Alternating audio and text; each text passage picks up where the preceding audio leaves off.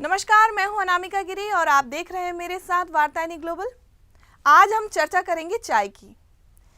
चाय की एक चुस्की हमारे भीतर किस तरह से ताजगी भर देती है, इसका अनुभव हम रोज करते हैं। भारत चाय उत्पादन में दुनिया का दूसरा सबसे बड़ा देश है। दूसरा इसलिए क्योंकि जितनी चाय का उत्पादन हम भारत में करते हैं उसका 80% खपत अकेले भारत में ही हो जाता है। अब यदि बात करें पहले स्थान की, तो पहले स्थान पे यहाँ चीन का नंबर है। पत्ती तोड़ने से लेकर प्याली तक का सफर पूरा करने में 2 दिनों का समय लगता है।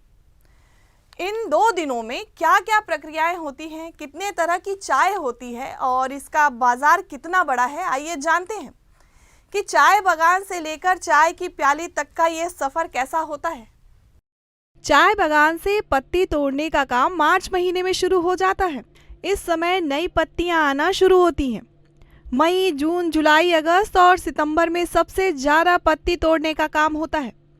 सितंबर और अक्टूबर में पत्ते आना कम हो जाता है, या ये कहें कि चाय बागानों में ठंड के समय रेस्टिंग पीरियड होता है। चाय बागानों में चाय के जो पेड़ लगाए जाते हैं उसकी ऊंचाई की बात की जाए तो महज 30 से 35 इंच की ऊंचाई होती है।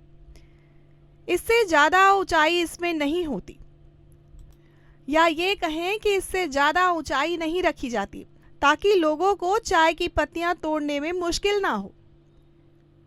पेड़ों की ऊंचाई एक जैसी होने की वजह से चाय बागान बेहद खूबसूरत दिखते हैं। चाय बागान में पत्तियां तोड़ने से लेकर पैकिंग करने तक लगभग 2 दिन का समय लग जाता है। इसमें सबसे ज़्यादा समय मतलब 12 से 14 घंटे का समय नमी सुखाने में लगता है।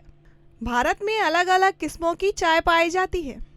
दार्जिलिंग, असम, नीलगिरी, कांगड़ा, मुन्नार, डुअर्स तराई, मसाला चाय, सिक्किम चाय, ये चाय की वो किस्में हैं जिन्हें टी बोर्ड ऑफ इंडिया द्वारा पंजीकृत किया गया है।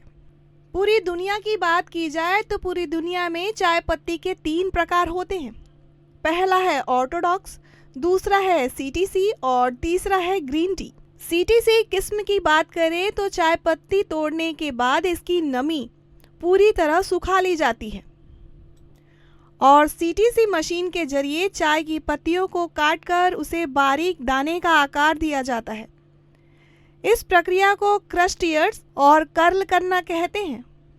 चाय पत्तियों के हरे हरे पत्ते चाय पत्ती के दाने बनने के बाद काले कैसे पड़ जाते हैं, आइए आपको बताते हैं कि ऑक्सीडेशन हवा में मौजूद ऑक्सीजन के संपर्क में आकर चाय के पत्ती के दाने काले या गहरे भूरे रंग में बदल जाते हैं। इस प्रक्रिया को ऑक्सीडेशन या फर्मेंटिंग कहते हैं। इसके बाद बेहतर दानों को छांटकर सुखाकर फिर पैकिंग की जाती है। अब बारी आती है ऑर्थोडॉक्स चाय पत्ती की। ऑर्थोडॉक्स यानी चाय की पत्तियों को तोड़ने से लेकर पैकिंग तक की पारंपरिक प्रक्रिया निभाई जाती है। इसमें सीटीसी मशीन का उपयोग नहीं किया जाता। इसमें पत्तियां तोड़ना, नमी सुखाने के बाद रोलिंग की जाती है, उसके बाद फर्मेंटिंग की जाती है, फिर सुखाने और छांटने की प्रक्रिया एक जैसी ही होती है। ऑर्थोडॉक्स में मशीन का प्रयोग नहीं किया जाता। अब बारी आती है ग्रीन टी की, जो आजकल बेहद ट्रेंड में है। तो आइए जानें कि ग्रीन टी हमारी नॉर्मल टी से किस मायने में अलग है। ग्रीन टी की पत्तियों को तोड़ने के बाद उसकी रोस्टिंग या स्टीमिंग किया जाता है। जब ग्रीन टी की पत्तियों को धूप में सुखाया जाता है तो धूप में या एक निश्चित तापमान पर इसे सेकना होता है। इन पत्तियों से नमी को सुखाने की ज़रूरत नहीं होती। इसके बाद ऑक्सीडेशन और छटाई की प्रक्रिया होती है।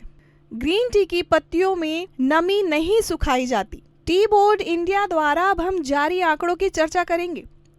चाय उन उद्योगों में से है जो केंद्र सरकार के नियंत्रण में आता है। टी बोर्ड इंडिया की उत्पत्ति 1903 में हुई थी, जब भारतीय चाय उपकर विधेयक पारित किया गया था। इस उपकर से होने वाली आय का उपभोग भारत के भीतर और बाहर भारतीय चाय के प्रचार के लिए किया जाता था। चाय अधिनियम 1953 की धारा 4A के तहत स्थापित वर्तमान चाय बोर्ड का गठन 1 अप्रैल 1954 को किया गया था। 1 हेक्टेयर चाय के बागान के रखरखाव के लिए 2 से 3 लोगों की ज़रूरत होती है। वहीं 1400 हेक्टेयर में फैला मोनाबाड़ी में एशिया का सबसे बड़ा चाय बागान है। मोनाबाड़ी में एशिया का सबसे बड़ा चाय बागान है और ये मोनाबाड़ी असम में है।